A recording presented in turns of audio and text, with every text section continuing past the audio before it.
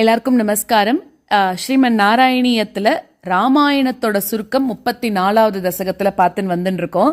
அந்த வகையில இன்னைக்கு 6லிருந்து 10 வரைக்கும் இருக்கக்கூடிய ஸ்லோகங்கள் பார்க்கலாம். அதாவது பெருமாள் அந்த காட்டுக்கு போறார், அதாவது சித்திரக்கூட்ட மலையில இருக்கார் அப்படிங்கிற வரைக்கும் பார்த்தோம் இல்லையா. பரத்வாஜர ஆசிரமத்துக்கு போய் அந்த முனிவரை சேவிச்சதுக்கு அப்புறமா சித்திரக்கூட மலையில இருந்துட்டு இருக்கார் அப்படின்னு சொல்லிட்டு பார்த்தோம். 6வது ஸ்லோகத்துல இப்படி அவர் போனதுக்கு அப்புறமா அந்த பையனோட பிரிவு தாங்காம என்ன ஆயிடுத்து அப்படின்னாக்க, உன்னோட அப்பா ஸ்வர்க்கத்துக்கு போயிட்டார், அதாவது இறந்து போயிட்டார் அப்படின்ற செய்தியை பரதன் உனக்கு சொல்றான். அதை நீ கேட்டு ரொம்பவும் வருத்தப்படுறியாம். அதுக்கப்புறம் என்னதான் இருந்தாலும் நீ காட்டுல இருந்தா கூட அப்பாவுக்கு கரெக்டா பண்ண வேண்டிய தர்ப்பணம் எல்லாத்தையும் பண்ணிட்டு பரதன் கிட்ட பாதுகைகள் அதையும் அந்த நிலம் எல்லாத்தையும் ஒப்படைக்கிற அப்படின்னு சொல்றான்.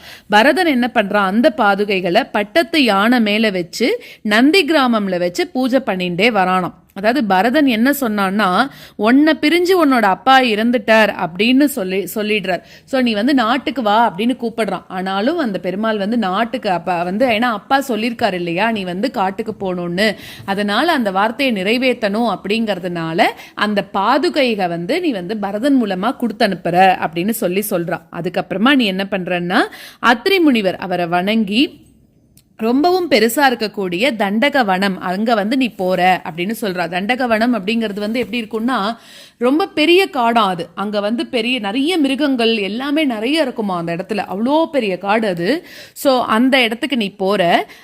அங்க நீ போயிட்டே இருக்கும்போது யாரை பாக்குறன்னா, பயங்கரமான உடம்போட இருக்கக்கூடிய விராதன் அப்படின்னு சொல்லக்கூடிய ஒரு ராட்சசன். அவன் சீதைய அபகரிச்சுட்டு போனோம் அப்படின்னு பார்த்தான். அப்படி இருக்கக்கூடிய விராதன் அப்படின்னு சொல்லக்கூடிய ராட்சசனை நீ கொன்னுட்டு சரபங்க முனிவருக்கு ஆனா சரபங்க முனிவர் ரொம்ப நாளா வெயிட் பண்ணிட்டு இருந்தார் ராமனை பார்க்கணும் அப்படிங்கிறதுக்காக. சோ ராமனை பார்த்துட்டு அவரும் மோட்சத்துக்கு போறார். அவருக்கும் பெருமாள் மோட்சத்தை கொடுக்கிறார் அப்படிங்கிறது 6வது ஸ்லோகம். 7வது ஸ்லோகத்துல முனிவர்கள்லாம் உன்கிட்ட கேட்டுக்கிறா இல்லையா, அதுக்காக நீ என்ன பண்றன்னா, எல்லா ராட்சச கூட்டங்களையும் அழிக்கணும் அப்படின்னு அழிக்கிறேன் அப்படின்னு சபதம் பண்ற. அதுக்கப்புறமா அகஸ்திய முனிவரை வணங்கி அந்த முனிவர் கொடுத்த அந்த வில் விஷ்ணு தனுசு இருக்கு இல்லையா, அதையும் பிரம்மாஸ்திரத்தையும் வாங்கிண்ட அப்படிங்கிறா. அதாவது ஏற்கனவே பரசுராமர்கிட்ட வாங்கிண்டு விஷ்ணு தனுசை இவர் வருணன் கிட்ட கொடுத்து வச்சிருந்தாராம். அந்த வருணன் என்ன பண்ணிருக்கான், அந்த விஷ்ணு தனுசை அகஸ்தியர்கிட்ட கொடுத்து வச்சிருக்கான். இப்போ அதே விஷ்ணு தனுசை தான் பெருமாள் திருப்பி வாங்கிக்கிறாராம். விஷ்ணு தனுசு பிரம்மாஸ்திரம் எல்லாத்தையும் அகஸ்தியர் கையிலேருந்து வாங்கிக்கிற. அப்புறம் போற வழியில உன்னோட அப்பாக்கு ரொம்ப ஃப்ரெண்டா இருக்கக்கூடிய ஜடாயு அவனையும் பார்க்கிற, ஜடாயு பறவையும் பார்க்கிற. அதுக்கப்புறம் கோதாவரி கரையில பஞ்சவடியில மனைவியோட ரொம்ப சந்தோஷமா வாழ்ந்துன்னு வந்த அப்படிங்கிறது 7வது ஸ்லோகம். 8வது ஸ்லோகத்துல அதாவது சூர்பனகை உன்னை அங்க சூர்பனகை பாக்குறா. அவ என்ன பண்றான்னா, அவளுக்கு இருக்கக்கூடிய காம விகாரத்தினால அறிவை இழந்து போறா. சோ உன் பக்கத்துல நீ எனக்கு வேணும் அப்படின்னு சொல்லி கேட்கறாளாம். அப்ப நீ என்ன பண்ற, நான் ஏக பத்தினி விரதன், நீ இந்த மாதிரி எல்லாம் என்கிட்ட பண்ணாத அப்படின்னு அவளுக்கு எவ்வளவோ அறிவுறுத்தியும் கூட அவளுக்கு திருப்பி திருப்பி உன்னை அடையணும் அப்படின்ற ஆசையே இருந்துதான். அதனால பொறுமை இழந்த நீ என்ன பண்றன்னா, லக்ஷ்மணன் கிட்ட நீ அவனை அனுப்புற. அப்போ அதனால என்ன ஆயிடுறதுன்னா, ரொம்ப கோபம் வருதா நீ அவளை அவாய்ட் பண்ற அப்படிங்கிறதுனால. அப்போ அவளோட மூக்க லக்ஷ்மணன் அறுத்துட்டானோ. சோ இந்த செய்தியை தெரிஞ்சுண்டு ரொம்ப கோபத்தோட கூட கரண், தூஷணன், அப்புறம் திரிஷரஸ், அப்புறம் இன்னும் இருக்கக்கூடிய 16,000க்கும் மேற்பட்ட ராட்சசர்கள் அவ எல்லாரும் உன்னை எதிர்த்து வர ஆரம்பிக்கிறாளாம். நீ என்ன பண்ற, அவ எல்லாரையும் அந்த கணத்திலேயே நீ கொன்னுட்ட அப்படிங்கிறது 8வது ஸ்லோகம். 9வது ஸ்லோகத்துல ராவணன் தன்னோட உடன் பிறந்தவளா இருக்கக்கூடிய சூர்பனகை சொன்ன செய்தினால ரொம்ப கோவப்பட்டு மாயமானாக போகணும் அப்படின்னு மாரீச்சனுக்கு கட்டளை கொடுக்கறான்.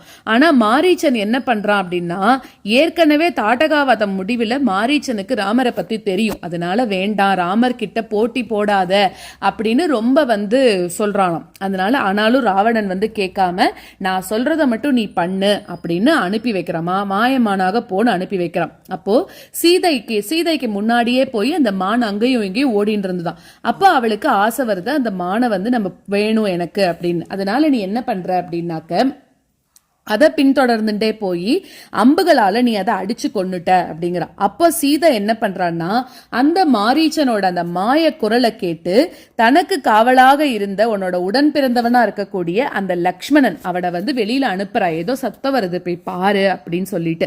சோ அந்த சமயம் என்ன பண்றான் அப்படின்னாக்க இதுதான் சாக்குன்னு ராவணன் சீதைய பலவந்தமாக தூக்கிட்டு போயிட்டானோ. அதனால நீ என்ன பண்றன்னா ரொம்பவும் வருத்தப்பட்ட, ஐயோ இந்த மாதிரி நம்ம லக்ஷ்மணனை காவலுக்கு வச்சுட்டு வந்தோமே, இப்படி சீதையை கொண்டு போயிட்டானேன்னு ரொம்ப வருத்தப்பட்டியான். ஆனா கூட சரி அந்த ராவணனை நம்ம கண்டுபிடிச்சு கொல்லறதுக்கு இதுவும் ஒரு நல்ல வழி அப்படின்னு ஆறுதலும் நீ அடைஞ்ச அப்படின்னு 9வது ஸ்லோகத்துல சொல்றா. 10வது ஸ்லோகத்துல திருப்பி நீ சீதையை தேடி போன வழியில உன்னோட தந்தையான ஜடாயு ராவணன் தன்னை வதச்சுட்டு உன்னோட மனைவியை தூக்கிண்டு போனதை சொல்லிட்டு அதுக்கப்புறம் அந்த ஜட்டாயுவும் விண்ணுலகத்துக்கு போறது. அப்ப நீ என்ன பண்றன்னா அந்த ஜட்டாயுக்கு கூட ஈமச்சடங்குகள் எல்லாத்தையும் பண்ணிட்டு உன்னோட வழியில திருப்பி உன்னை கபந்தன் பிடிச்சுட்டான். அந்த கபந்தனையும் நீ வழியில கொன்ன. அப்புறம் பம்பையாற்று கரையில யாரை பார்த்தன்னா சபரிய பாக்குற, அதுக்கப்புறம் அனுமாரை பாக்குற. அப்புறம் அனுமாரை பார்த்து ரொம்பவும் சந்தோஷப்பட்டு இதே மாதிரி எல்லாம் நீ போற வழியில இருக்கக்கூடிய எல்லா கதைகளையும் சொல்லி முடிக்கிறார். இப்படிப்பட்ட செயல்கள் எல்லாத்தையும் பண்ண குருவாயூருக்கு தலைவனா இருக்கக்கூடிய நீதான் என்னையும் காக்கணும் அப்படின்னு சொல்லி இந்த தசகத்தை முடிக்கிறார். இதோட அடுத்த தொடர்ச்சி அடுத்த தசகத்தை 35வது தசகத்திலயும் வருது. அதுவும் ராமாயண கதை தான். அடுத்த வீடியோல அதை பார்க்கலாம். ஸ்ருத்வா புத்ரார்த்தி கிண்ணம் கலு பரத முகாத் ஸ்வர்கயாத்தம் ஸ்வதாத்தம் தப்தோ தத்வாம்பு தஸ்மை நிததித பரதே பாதுகாம் மேதினீம்ச அத்ரிம் நத்வாத கத்வா வனமதி விபுலம் தண்டகம் சண்டகாயம் ஹத்வா தைத்யம் விராதம் சுகதி மகலய சாருபோ ஷாரபங்கீம் ஸ்ருத்வா புத்ரார்த்தி கிண்ணம் கலு பரத முகாத் ஸ்வர்கயாத்தம் ஸ்வதாத்தம் தப்தோ தத்வாம்பு தஸ்மை நிததித பரதே பாதுகாம் மேதினீம் ச ஸ்ருத்வா புத்ரார்த்தி கிண்ணம் கலு பரத முகாத் ஸ்வர்கயாத்தம் ஸ்வதாத்தம் தப்தோ தத்வாம்பு தஸ்மை நிததித பரதே பாதுகாம் மேதினீம் ச அத்ரிம் நத்வாத கத்வா வனமதி விபுலம் தண்டகம் சண்டகாயம் ஹத்வா தைத்யம் விராதம் சுகதி மகலய சாருபோ ஷாரபங்கீம் அத்ரிம் நத்வாத கத்வா வனமதி விபுலம் தண்டகம் சண்டகாயம் ஹத்வா தைத்யம் விராதம் சுகதி மகலய சாருபோ ஷாரபங்கீம் ஸ்ருத்வா புத்ரார்த்தி கிண்ணம் கலு பரத முகாத் ஸ்வர்கயாத்தம் ஸ்வதாத்தம் தப்தோ தத்வாம்பு தஸ்மை நிததித பரதே பாதுகாம் மேதினீம் ச அத்ரிம் நத்வாத கத்வா வனமதி விபுலம் தண்டகம் சண்டகாயம் ஹத்வா தைத்யம் விராதம் சுகதி மகலய சாருபோ ஷாரபங்கீம் ஸ்ருத்வா புத்ரார்த்தி கிண்ணம் கலு பரத முகாத் ஸ்வர்கயாத்தம் ஸ்வதாத்தம் தப்தோ தத்வாம்பு தஸ்மை நிததித பரதே பாதுகாம் மேதினீம் ச அத்ரிம் நத்வாத கத்வா வனமதி விபுலம் தண்டகம் சண்டகாயம் ஹத்வா தைத்யம் விராதம் சுகதி மகலய சாருபோ ஷாரபங்கீம் நத்வாகஸ்த்யம் சமஸ்தா ஷரணிகர சபத்ராக்ருதிம் தாபசேப்யஹ பிரத்யஸ்ரௌஷி பிரியைஷி ததனுச்ச முனினா வைஷ்ணவே திவ்யசாபே பிரம்மாஸ்திரே சாபி தத்தே பதிபித்ருசுஹ்ருதம் வீக்ஷ்ய பூயோ ஜட்டாயும் மோதாத் கோதா தட்டாந்தே பரிரமசி புரா பஞ்சவட்யாம் வதூட்யா नत्वागस्त्यं समस्ता शरणिकरसपत्राकृतिं तापसेभ्यः प्रत्यश्रौ श्रीप्रियैषी तदनु च मुनिना वैष्णवे दिव्यचापे नत्वागस्त्यं समस्ता शरणिकरसपत्राकृतिं तापसेभ्यः प्रत्यश्रौ श्रीप्रियैषी तदनु च मुनिना वैष्णवे दिव्यचापे ब्रह्मास्त्रे चापि धत्ते पतिपितृसुहृदं वीक्ष्य भूयो जटायुं मोदाद्गोदातटान्ते परिरमसि पुरा पञ्चवट्यां वधूट्या ब्रह्मास्त्रे चापि धत्ते पतिपितृसुहृदं वीक्ष्य भूयो जटायुं मोदाद्गोदातटान्ते परिरमसि पुरा पञ्चवट्यां वधूट्या नत्वागस्त्यं समस्ता शरणिकरसपत्राकृतिं तापसेभ्यः प्रत्यस्रौषि प्रियैषी तदनु च मुनिना वैष्णवे दिव्यचापे ब्रह्मास्त्रे चापि धत्ते पतिपितृसुहृदं वीक्ष्य भूयो जटायुं मोदाद्गोदातटान्ते परिरमसि पुरा पञ्चवट्यां वधूट्या नत्वागस्त्यं समस्ता शरणिकरसपत्राकृतिं तापसेभ्यः प्रत्यस्रौषि प्रियैषी तदनु च मुनिना वैष्णवे दिव्यचापे ब्रह्मास्त्रे चापि धत्ते पतिपितृसुहृदं वीक्ष्य भूयो जटायुं मोदाद्गोदातटान्ते परिरमसि पुरा पञ्चवट्यां वधूट्या प्राप्ताया शूर्पणख्या मदनचलधृतेर् अर्थनैर्निस्सहात्मा तां सौमित्रौ विसृज्य प्रबलतमरुषा तेन निर्लूननासां दृष्ट्वैनां रुष्टचित्तं करमभिपतितं दूषणं च त्रिमूर्धं व्याहिंसीराशरानप्ययुधसमधिकां तत्क्षणाद् अक्षतोष्मा प्राप्ताया शूर्पणख्या मदनचलधृतेर् अर्थनैर्निस्सहात्मा तां सौमित्रौ विसृज्य प्रबलतमरुषा तेन निर्लूननासां प्राप्ताया शूर्पणख्या मदनचलधृतेर् अर्थनैर्निस्सहात्मा तां सौमित्रौ विसृज्य प्रबलतमरुषा तेन निर्लूननासां दृष्ट्वैनां रुष्टचित्तं करमभिपतितं दूषणं च त्रिमूर्धं व्याहिंसीराशरानप्ययुधसमधिकां तत्क्षणादक्षतोष्मा दृष्ट्वैनां रुष्टचित्तं करमभिपतितं दूषणं च त्रिमूर्धं व्याहिंसीराशरानप्ययुधसमधिकां तत्क्षणादक्षतोष्मा प्राप्ताया शूर्पणख्या मदनचलधृतेर् अर्थनैर्निस्सहात्मा तां सौमित्रौ विसृज्य प्रबलतमरुषा तेन निर्लूननासां दृष्ट्वैनां रुष्टचित्तं करमभिपतितं दूषणं च त्रिमूर्धं व्याहिंसीराशरानप्ययुधसमधिकां तत्क्षणादक्षतोष्मा प्राप्ताया शूर्पणख्या मदनचलधृतेर् अर्थनैर्निस्सहात्मा तां सौमित्रौ विसृज्य प्रबलतमरुषा तेन निर्लूननासां दृष्ट्वैनां रुष्टचित्तं करमभिपतितं दूषणं च त्रिमूर्धं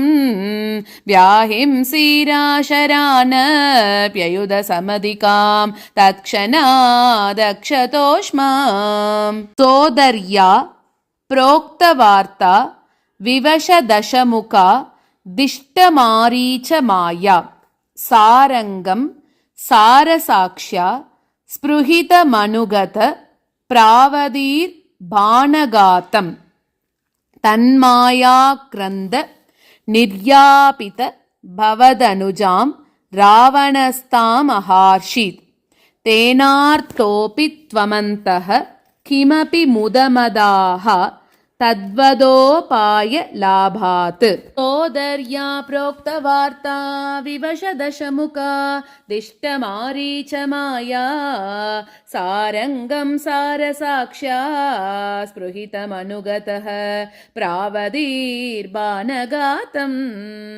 सोदर्या प्रोक्तवार्ता विवशदशमुखा दिष्टमारीच माया सारङ्गं सारसाक्ष्या स्पृहितमनुगतः प्रावदीर्बाणगातम्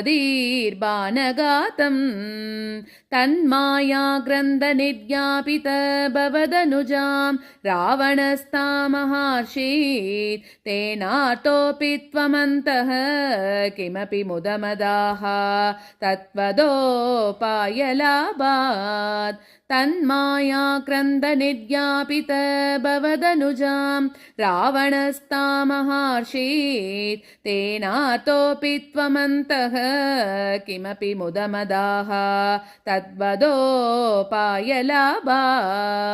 सोदर्या प्रोक्तवार्ता विवशदशमुखा दिष्टमारीच माया सारङ्गं सारसाक्ष्या स्पृहितमनुगतः प्रावदीर्बाणगातम् तन्मायाक्रन्थनिर्यापित भवदनुजां रावणस्तामहार्षीत् तेनार्तोऽपि त्वमन्तः किमपि मुदमदाः तत्त्वदोपायलाभात् सोदर्या प्रोक्तवार्ता विवशदशमुखा दिष्टमारीच माया सारङ्गं सारसाक्ष्या स्पृहितमनुगतः प्रावदीर्बाणगातम् तन्मायाक्रन्थनिर्यापित भवदनुजां रावणस्तामहार्षीत् तेनार्तोऽपि त्वमन्तः किमपि मुदमदाः तत्त्वदोपायलाभात् भूयस्तन्वीं विचिन्वन् अहृतदशमुखस्त्वद्वधूं मद्वतेनेति उक्त्वा याते जटायौ दिवमतसुहृद प्रातनोः प्रेतकार्यं गृह्णानं तं कबन्दं जगनितशबरीं प्रेक्ष्य पम्पातटे त्वं सम्प्राप्तो वातसूनुं वृषमुदितमना पाहि वातालयेश भूयस्तन्वीं विचिन्वन्नहृतदशमुखस्त्वद्वधूं मद्वदेनेति उक्त्वा याते जटायौ दिवमतसुहृद प्रातनोः प्रेतकार्यम् भूयस्तन्वीं विचिन्वन्नहृतदशमुखस्त्वद्वधूं मद्वदेनेति उक्त्वा याते जटायौ